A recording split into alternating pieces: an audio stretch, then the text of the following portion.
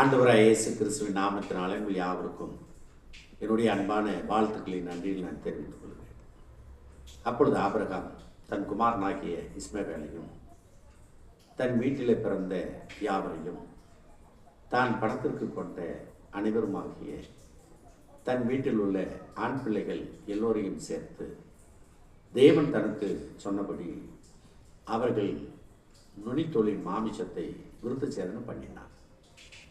Abraham நுனித்தோலின் மாமிசத்தை விருத்த சேதனம் பண்ணப்படும் போது 99 வயதாக இருந்தார். அவருடைய குமாரனாகிய இஸ்மவேலுடைய நுனித்தோலின் மாமிசத்தை விருத்த சேதனம் பண்ணப்படும் போது 13 வயதாக இருந்தான் என்று நாம் வாசிக்கிறோம். ஒரே நாளில் அப்பா மகன் வேலைக்காரர்கள் விருத்த சேதனம் பண்ணப்பட்டார்கள். இது தேவனுக்கும் அவர்களுக்கும் உள்ள உடன்படிக்கை என்பதை நாம் அறிவோம். தேவனுக்கு நாம் நன்றி சொல்லுவோம்.